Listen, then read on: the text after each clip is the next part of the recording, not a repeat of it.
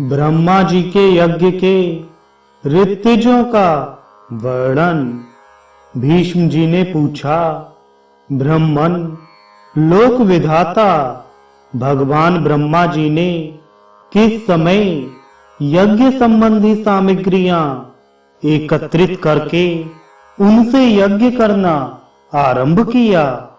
वह यज्ञ जैसा और जिस प्रकार हुआ था वह सब मुझे बताइए।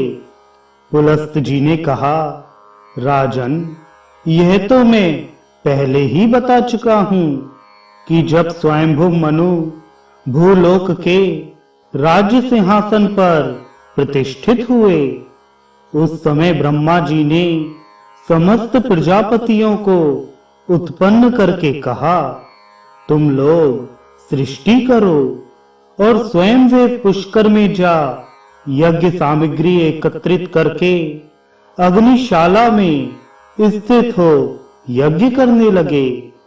ब्रह्मा जी समस्त देवताओं, गंधर्वों तथा अप्सराओं को भी वहां ले गए थे।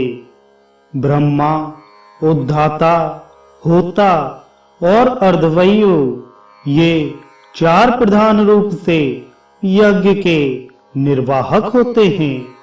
इनमें से प्रत्येक के साथ अन्य तीन व्यक्ति परिवार रूप में रहते हैं, जिन्हें ये स्वयं ही निर्वाचित करते हैं। ब्रह्मा, ब्राह्मणांशांसी, पोता तथा आग्नेय, इन चार व्यक्तियों का एक समुदाय होता है। इन सबको ब्रह्मा का परिवार कहते हैं।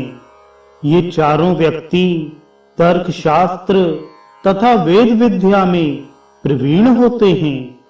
उद्धाता, प्रत्युद्धाता, प्रतिहर्ता और सुब्रमण्यम, इन चार व्यक्तियों का दूसरा समुदाय उद्धाता का परिवार कहलाता है।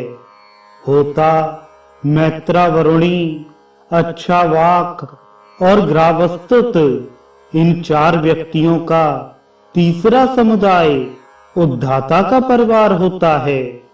अर्धवयु, प्रतिपस्थाता, नेष्टा और उन्नेता, इन चारों का चौथा समुदाय अर्धवयु का परिवार माना गया है। शंतनु नंदन, वेद के प्रधान प्रधान विद्वानों ने ये 16 ऋत्विज बताए हैं। स्वयंभू ब्रह्मा जी ने 366 यज्ञों की सृष्टि की है। उन सब में इतने ही ब्राह्मण ऋत्विज बतलाए गए हैं।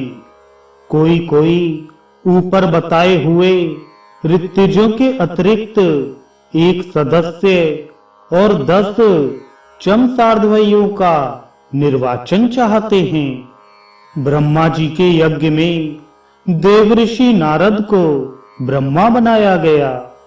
गौतम ब्राह्मणांशी हुए, देवरात को पोता और देवल को आग्नेत्र के पद पर प्रतिष्ठित किया गया। अंगिरा का उद्धाता के रूप में वर्ण हुआ पुलह प्रस्तोता बनाए गए। नारायण ऋषि प्रतिहर्ता हुए और अत्रि सुब्रमण्य कहलाए। उस यज्ञ में भृगु होता, वशिष्ठ मैत्रावरुणी, कीर्तु अच्छावाक तथा च्यवन ग्रावस्तुत बनाए गए।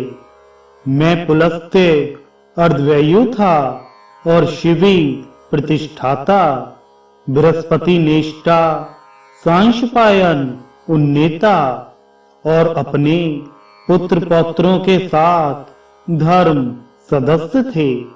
भरद्वाज, शमीक, पुरकुत्स्य, युगंधर, एड़क, तांडिक, कोड़, कुतप, गार्ग्य और वेदशिरा, ये 10 चमसार्धवयु बनाए गए।